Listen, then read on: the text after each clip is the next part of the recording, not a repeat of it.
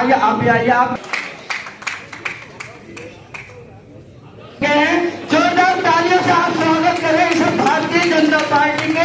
आज इन लोगों ने यहाँ कांग्रेस पार्टी की माननीय प्रदेश अध्यक्ष करण मेहरा जी और सभी शीर्ष नेतृत्व ने यहाँ इनके सामने कांग्रेस पार्टी की सदस्यता ग्रहण की है। माननीय अध्यक्ष जी, ये अपने सैकड़ों साथियों राजू, विजेंद्र, दीपू, आसिफ भाई, तस्लीम भाई और उसी सिलसिले में हरिद्वार, देहरादून और हल्द्वानी करके मैं काशीपुर पहुंचा हूं और संदीप सहगल जी के प्रचार के लिए हम लोग आए हैं। अभी कार्यकर्ताओं की बैठक है, कल दिन में भी मैं कई जगह बैठकें लूँगा और अपना जो हमारा विज़न है कांग्रेस का, उसको लेकर हम लोग अपने कार्यकर्ताओं से पहले चर्चा कर रहे हैं और एक अच्छा मुकाबला है और मुझे उम्मीद है कि संदीप सहगल अच्छे मार्जिन से इस चुनाव को जीतेंगे। उत्तराखंड में भ्रमण पर है आप, ऐसे में किस तरह की स्थिति पूरा उत्तराखंड में नजर आ रही है? देखिए, सीधा सीधा मैसेज है कि कांग्रेस चुनाव जीत रही है। इसीलिए अगर आप स्टार प्रचारकों की लिस्ट देखेंगे तो उसमें आदित्य योगीनाथ का नाम, योगी आदित्यनाथ का नाम भी है और बीजेपी के पास, अगर हमारे पास विजन है अच्छे पर्यावरण का, हमारे पास विजन है कि घरों में स्वच्छ पानी आए, हमको आरओ लगाने की जरूरत ना पड़े, हमारा विजन है कि स्कूलों में टीचर्स हो, अस्पतालों में डॉक्टर और दवाइयाँ हो, डेंगू जैसी बीमारी में जो नगरपालिका को करना चाहता फॉगिंग और वो जो नहीं हुआ है, सड़कों में गड्ढे हैं, तमाम नालियाँ भरी हुई हैं, हम उसको सफाई चाहते हैं।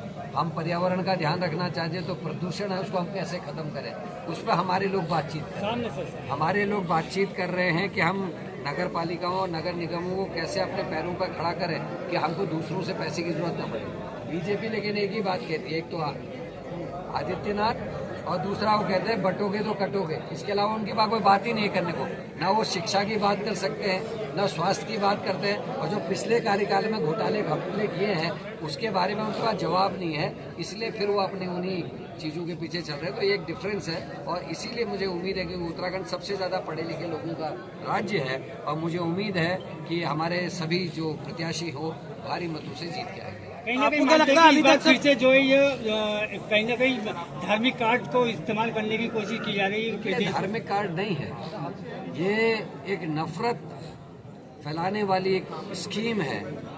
कौन सा धर्म की बात करते हैं हम? सनातन धर्म की अगर बात करके जिसको हिंदुत्व कहते हैं, उसमें तो ये कहा जाता है प्राणियों का कल्याण हो, विश्व में सद्भावना हो, हिंदू का कल्याण हो, मुसलमान का कल्याण हो, सिख का हो या ईसाई का हो, नहीं कहते। हमारे धर्म में ये कहा जाता है प्राणियों का कल्याण हो।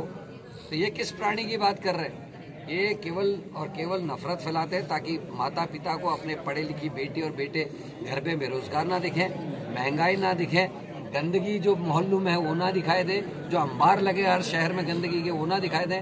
ये ट्रेंचिंग ग्राउंड की बात नहीं करते, ये सीवर लाइन की बात नहीं करते, ये साफ पानी की बात नहीं करते, अस्पतालों में दुर्व्यवस्था की बात नहीं करते। डेंगू में शायद ही कोई परिवार ऐसा होगा जिसके परिवार का कोई ना कोई बहुत बुरी हालत में गया होगा। कौन है इसका जिम्मेदार? आज नौकरियां उनकी लग रही है जो 50 लाख रुपए घूस दे सकते हैं। हर जगह हाकम सिंह और इनके मंडल अध्यक्ष बैठे हुए हैं।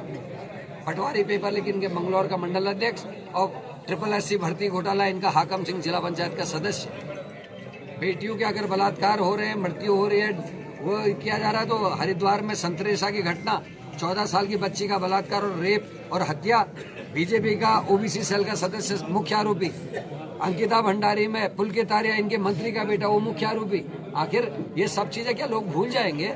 और हम सर्वधर्म समभाव को लेकर भारत के हर नागरिक को नागरिक मानते हुए, धर्म बाद में, पहले हम भारत के नागरिक हैं जो संविधान को मानते हैं और उसको लेकर हम लोग चुनाव में जा रहे हैं। भारी भीड़ हो रही है, लोग मिल रहे हैं, लोग उत्साहित हैं और इनको अपनी हार देखते हुए इतने बौखला गए हैं कि इनको उत्तराखंड के लोग नहीं दिख रहे।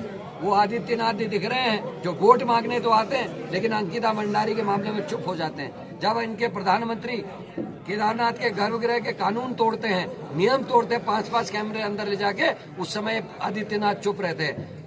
गुरु की श्रेणी में है, संत हैं, लेकिन शंकराचार्य के अपमान में चुप रहते हैं। प्रधानमंत्री पांव छूते हैं, इनके प्रवक्ता शंकराचार्य का अपमान करते हैं। तो हम, ये प्रश्न हमारे आदित्यनाथ क्यों क्या बीजेपी ने अच्छे काम नहीं किया और अपने जितने इनके पिछले वाले इनके मेयर थे सारे के सारे टिकट बदल दिए? इसका मतलब आपका पहला सिलेक्शन गलत था, आपने पहले गलत लोगों को चुना था, तो आज आपको बदलना पड़ा है। तो हम इसी बात को लेकर नए लोगों को, नए कलेवर को लेकर आए हैं और सबसे अच्छी बात है सब पढ़े लिखे लोगों को हम चुनाव लड़ा रहे हैं जिनके पास नगर पालिका और नगर निगमों को आगे बढ़ाने की स्कीम्स हैं, अपना एक विजन है।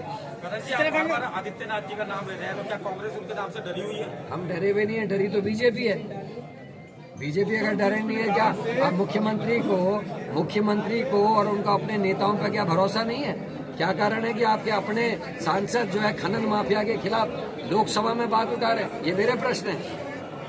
ये करण जी क्या यार हम ही पूछने यार विकास यार हम ही पूछने थोड़ा सा अन्ना है 11 नगर निगम है, उसमें बहुमत में कांग्रेस आएगी, नगर पालिकाओं में भी कांग्रेस आएगी। करण जी जैसे आप कह रहे हैं कि कांग्रेस जो है, भाजपा जो है नफरत फैला रही है, तो आपको लगता है कि भाजपा ने विकास बिल्कुल नहीं किया? देखिए अगर किया होता तो मैं कह रहा हूँ ना, नहीं मैं अगर देखो अब जो आएगा सत्ता में कुछ तो कुछ करेगा, लेकिन ये हकीकत है कि पिछले 6-7 वर्षों में हम देवभूमि से अपराध भूमि हो गए। आपके यहीं उधम सिंह नगर में एक पंचायत के प्रतिनिधि की पत्नी को गोली लगी थी, पुलिस ने यहाँ यूपी की पुलिस ने आके कार्यक्रम किया और यहाँ की पुलिस को पता नहीं।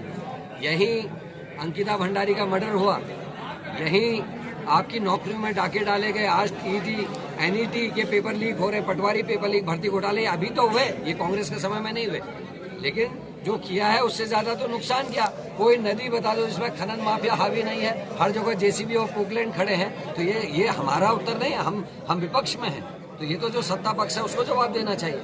करण जी जब चुनाव आते हैं एक चीज देखी जाती है, भीतर घात भी देखने मिलता है, भीतर घात का किस तरीके से सामने करेगी कांग्रेस? देखिए एक ही तरीका है कि कार्यकर्ता मेहनत करे और जीत कर भीतर घातियों को जवाब दे, यही एक तरीका और कोई तरीका नहीं। ये भाजपा के प्रत्याशी कह रहे हैं कि साहब सुनिए एक मिनट, सरकार से बीजेपी और कांग्रेस पार्टी ने दोनों ने अपने स्टार प्रचारकों की सूची बनाई है और आपकी तरफ से भी 40 स्टार प्रचारकों की सूची आई है, जिसमें कि नेता प्रतिपक्ष और मुख्यमंत्री हरीश रावत जी का नाम है, तो क्या उनकी यहाँ पे कोई सभा प्रस्तावित है? देखिए सबकी ड्यूटीज हैं। आज यशपाल आर्या जी कल उधम सिंह नगर के कुछ अन्य क्षेत्रों में वो यहाँ भी बाद में आएंगे। ऑब्वियसली हरीश रावत जी भी हरिद्वार और देहरादून में इस समय व्यस्त है, समय मिलेगा तो वो भी आएंगे। हमने जो क्योंकि ये बाध्यता है कि 40 लोगों की लिस्ट बनती है स्टार प्रचारक की, इसलिए 40 प्रचारक हैं और सभी लोग अपने अपने स्तर से जहां उनको डिमांड्स होंगे उस हिसाब से वो प्रचार करेंगे। करण जी जैसे भाजपा के प्रत्याशी हैं, पहले भी तो भर्ती हुए थे ना, और उसके बाद बद्रीनाथ और हरिद्वार हारे हैं बीजेपी वाले, और ये इतिहास में पहली बार हुआ है कि जिसकी सरकार आई है वो बाई इलेक्शन हारा है। तो किसी के जाने आने से फर्क नहीं पड़ता, जो ईमानदार कार्यकर्ता कांग्रेस में रहता है, जिनको सब कुछ मिल जाता है वही लोग दबदब करते हैं। करण जी जैसे कांग्रेस में कोई दल घर वापसी नहीं होगी, कांग्रेस अपने परिवार अपने संगठन से काम करेगा। जो एन वक्त पर धोखा दे रहा हूँ कि कोई घर वापसी नहीं। करण जी जैसे भाजपा प्रत्याशी कह रहे हैं कि मैं संकल्प ले रहा हूँ कि पूरा काम कराऊंगा, मेरे को संकल्प कहीं से लेके आया हूँ, मैं दाबी जी की तरफ इशारा कर रहे हैं, ऐसी स्थिति में आप क्या कहेंगे? केवल उनकी बात का एक ही जवाब दूंगा, पिछले 6 साल से उनकी सरकार है, उन्हीं के मेयर और उन्हीं के चेयरमैन बैठे हैं आज तक, तो उस बीच में काम करने से किसने उनको रोका था?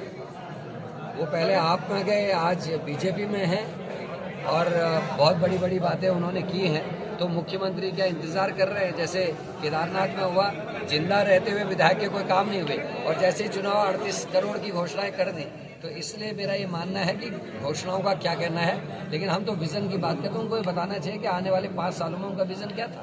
क्या भारतीय जनता पार्टी कह रही है निगम में क्लीन स्वीप करने जा रहे हैं, करण जी का क्या दावा है? देखिए मैंने कहा हम बहुमत में आएंगे। भारतीय जनता पार्टी ने तो आप लोगों के बीच में ये भी कहा था कि हम मंगलौर और बद्रीनाथ को बुरी तरीके से कांग्रेस को हराएंगे। करण मेहरा प्रदेश अध्यक्ष नहीं जा सकता था, हरीश रावत पूर्व मुख्यमंत्री नहीं जा सकते थे, हमारे नेता प्रतिपक्ष नहीं जा सकते थे, लेकिन हरियाणा की गाड़ी पूरे मंगलौर में घूम रही थी। आप सबने मीडिया कर्मियों ने उसको दिखाया, मैं आपको धन्यवाद देता हूँ।